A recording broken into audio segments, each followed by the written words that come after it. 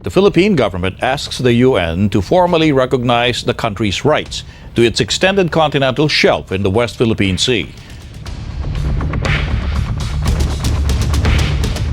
We of the Philippines offer a voice from this region, the voice of developing countries, the voice of climate vulnerable nations, and the voice of middle-income countries facing competing challenges and priorities.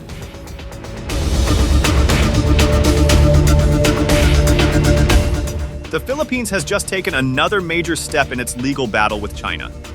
At the United Nations in New York, Manila presented its claim to an extended continental shelf in the West Philippine Sea, urging a United Nations Commission to consider the landmark 2016 South China Sea arbitral ruling as it reviews the case. China quickly pushed back, insisting the Commission should not even consider the Philippine submission, arguing that it violates China's sovereignty and maritime rights. 国家之间发展正常关系，开展正常合作，不应针对第三方。中方一贯反对搞封闭排他的小圈子。 At first, this may sound like another diplomatic dispute. But it's much bigger than that.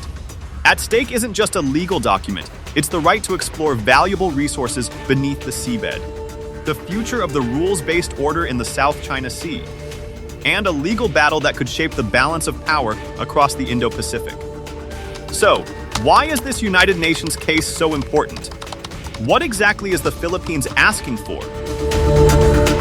And why is China fighting so hard to stop it? Let's take a closer look.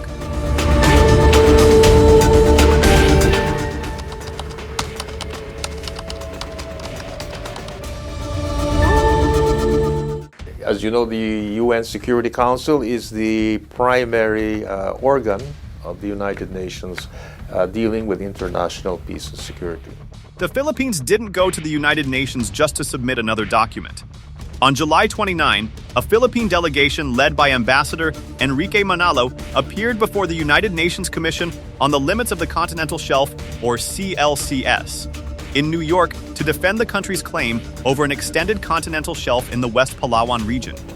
During the presentation, Manila asked the Commission to consider the landmark 2016 South China Sea arbitral ruling, arguing that it had already clarified the maritime rights of coastal states under UNCLOS. Our contributions across the whole spectrum of UN work since its inception are borne out by history. Always ready to be part of the solution, the Philippines has regularly proven itself to be an independent, trusted partner, an innovative pathfinder, and a committed peacemaker. But this wasn't a last-minute effort. According to the Department of Foreign Affairs, NAMRIA spent 15 years preparing the scientific and technical evidence before the Philippines officially submitted its claim in June 2024. That evidence includes geological studies, seabed surveys, maps, and scientific data designed to show that the Philippine continental shelf naturally extends beyond 200 nautical miles. So what exactly is the CLCS reviewing? Not sovereignty, not disputed islands, not maritime boundaries. Its role is much narrower. It examines whether the scientific evidence supports a country's claim to an extended continental shelf under international law. And that's where this story takes an unexpected turn.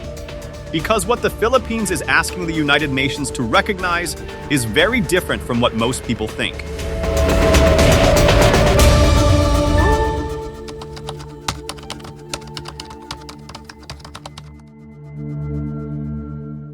This is where many people get the story wrong.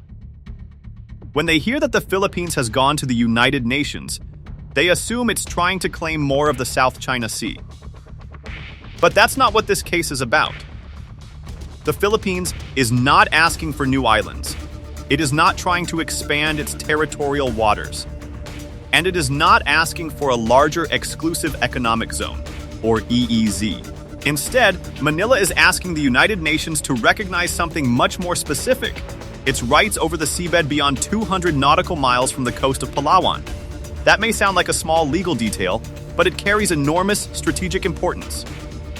Under Article 76 of UNCLOS, a coastal state can claim an extended continental shelf if it can prove, using scientific and geological evidence. that its underwater landmass naturally stretches beyond the standard 200 nautical mile limit. That's exactly what the Philippines is trying to demonstrate. Its submission includes geological studies, bathymetric surveys, scientific data, maps, and precise coordinates to argue that the continental shelf west of Palawan extends farther than the country's existing maritime limits.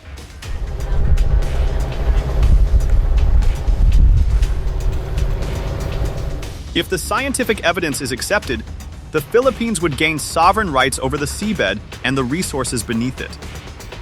That includes the right to explore and develop oil, natural gas, and other mineral resources in that area. But there's an important distinction. These rights apply only to the seabed and the subsoil below it. They do not give the Philippines sovereignty over the waters above. They do not change existing territorial boundaries, and they do not decide ownership of disputed islands in the South China Sea. So this isn't a battle over more water. It's a battle over what lies beneath it. And that's exactly why this legal case has attracted so much international attention.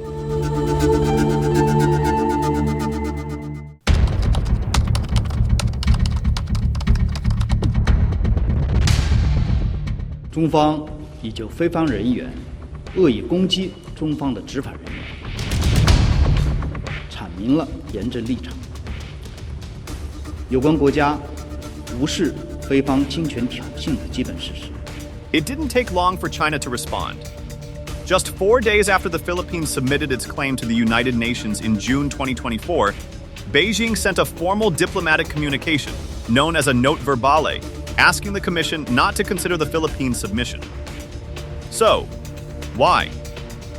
From China's perspective, the Philippine claim is not just about the seabed.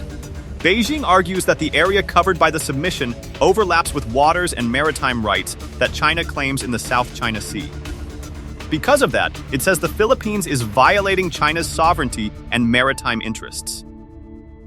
China also argues that the Commission on the Limits of the Continental Shelf should not examine submissions involving unresolved territorial or maritime disputes. In other words, Beijing believes the United Nations process should not move forward until the underlying sovereignty issues are settled.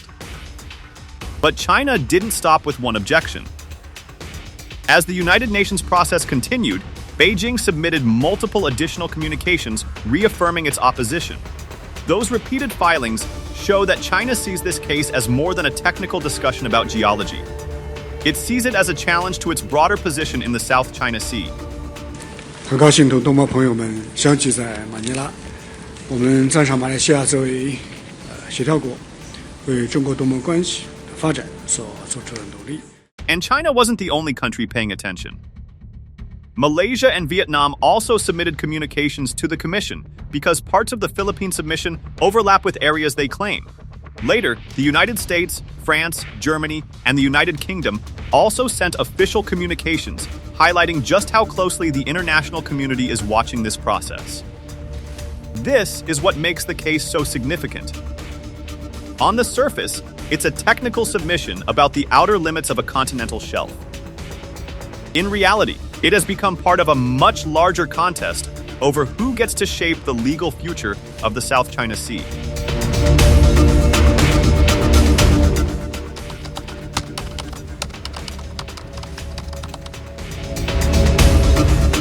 So, if this isn't really about claiming more sea, then what is everyone fighting over?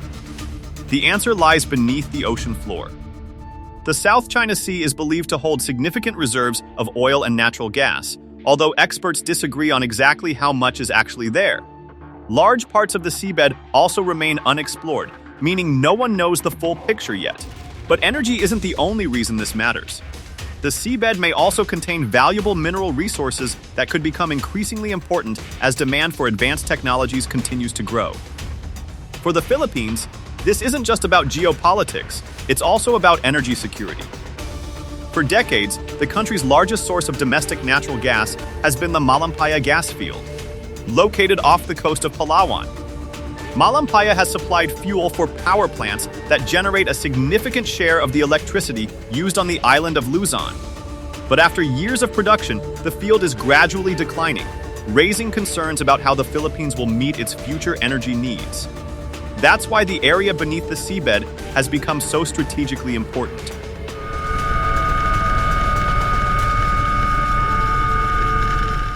If the Philippines can strengthen its legal rights over an extended continental shelf, it could improve its position to explore and develop offshore energy resources in the future. Subject, of course, to commercial feasibility, environmental considerations, and the broader geopolitical situation. For China, the stakes are just as high. Control over resource-rich maritime areas is closely linked to long-term energy security, economic influence, and strategic leverage in one of the world's busiest waterways. In other words, this dispute isn't only about maps or legal arguments. It's about who may one day gain access to the resources that lie beneath the sea.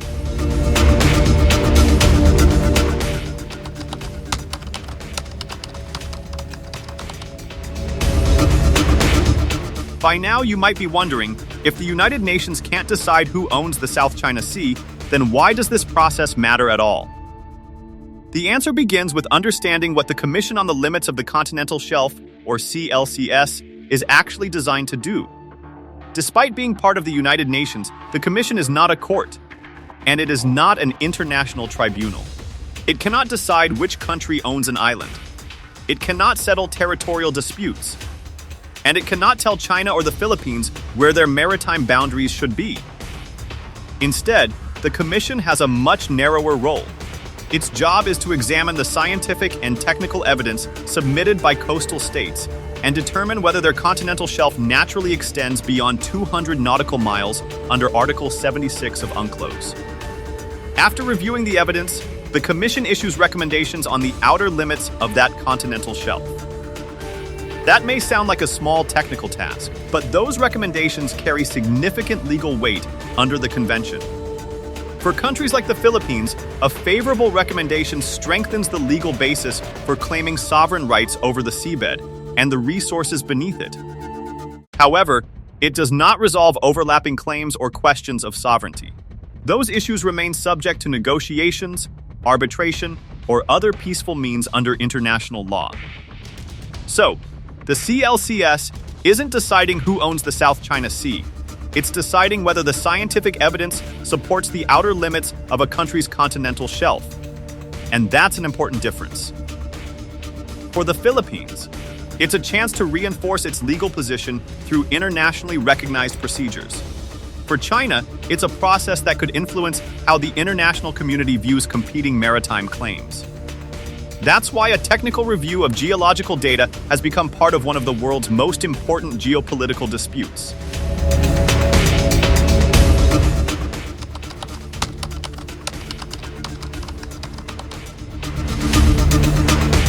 The Philippines' appearance before the United Nations wasn't a sudden move. It was the latest step in a legal strategy that has been unfolding for more than a decade. The story really begins in 2009. That year, Malaysia and Vietnam jointly submitted a claim to the United Nations to establish the outer limits of their continental shelves. It was one of the first major efforts by Southeast Asian countries to use international law to define their maritime rights in the South China Sea. Then, in 2013, the Philippines took an even bigger step. Instead of relying on diplomacy alone, Manila launched an arbitration case against China under the United Nations Convention on the Law of the Sea. We are expecting the decision of the arbitral tribunal, as announced, that it will be coming out on July 12. Challenging Beijing's sweeping maritime claims. 3 years later, in 2016, the Permanent Court of Arbitration delivered a landmark ruling. The tribunal concluded that China's claims to historic rights within the so-called 9-dash line had no legal basis under UNCLOS. It also ruled that several disputed features in the South China Sea could not generate extensive maritime zones. China rejected the ruling and declared it null and void. But the decision remains legally binding between the parties under UNCLOS. The legal campaign didn't end there. In July 2026, the Philippines appeared before the Commission in New York to present the scientific and legal evidence supporting its claim. The delegation also urged the Commission to take into account decisions made under UNCLOS, including the landmark 2016 South China Sea Arbitral Award, arguing that those rulings had already clarified the maritime entitlements of coastal states in the region. This wasn't just another presentation. It marked the continuation of a long-term strategy, one that relies not on military power, but on international law, scientific evidence, and multilateral institutions to strengthen the Philippines' position in the South China Sea.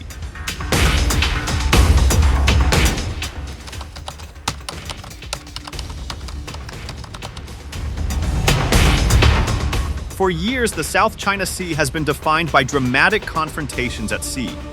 We've seen Coast Guard ships collide, powerful water cannons fired at supply vessels, military aircraft flying close to contested airspace, naval exercises, missile deployments.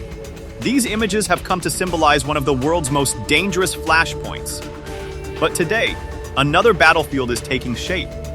This one isn't fought with warships or fighter jets. It's fought with scientific research, legal arguments, geological surveys, maps, and international law.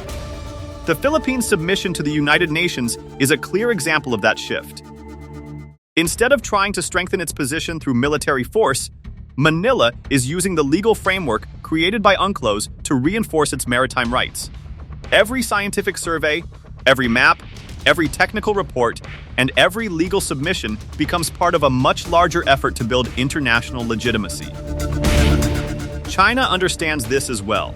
That's why Beijing has responded not only with Coast Guard patrols and diplomatic protests, but also with a series of formal legal communications to the United Nations, challenging the Philippine submission.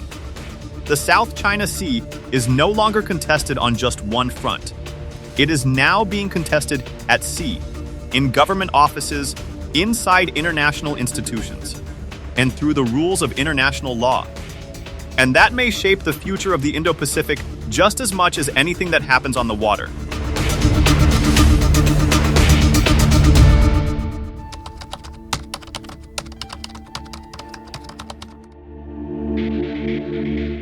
At this point, you might think this is simply another dispute between China and the Philippines. But it's much bigger than that. What happens in the South China Sea doesn't stay in the South China Sea. It affects the security, economy, and strategic interests of countries across the entire Indo-Pacific. For the Philippines, this case is about protecting its maritime rights, strengthening its energy security, and showing that disputes can be addressed through international law rather than force. For China, it's about defending its long-standing claims and preventing legal processes that it believes could undermine its position in one of the world's most strategically important seas. For the United States, the issue is closely tied to freedom of navigation and maintaining a rules-based international order. Washington has consistently supported the 2016 South China Sea Arbitral Award and has repeatedly stated that maritime claims should be consistent with international law. Japan shares similar concerns. As a trading nation that depends heavily on open sea lanes, Japan has consistently emphasized the importance of freedom of navigation, peaceful dispute resolution, and respect for UNCLOS. Australia has taken the same position. Canberra has repeatedly called for disputes in the South China Sea to be resolved peacefully and in accordance with international law, warning that instability in these waters could affect regional security and global trade. Even within ASEAN, the issue extends beyond the Philippines. Countries such as Vietnam and Malaysia have also filed communications with the United Nations because parts of the Philippine submission overlap with their own maritime claims. While they disagree with Manila on certain boundaries, they continue to engage through legal and diplomatic channels rather than abandoning the United Nations process altogether. That's why this United Nations process has attracted so much global attention. It's not simply about where one country's continental shelf ends. It's about whether international law can continue to provide a common framework for managing one of the world's most contested maritime regions. Because if legal rules lose their influence in the South China Sea, the consequences could extend far beyond Southeast Asia.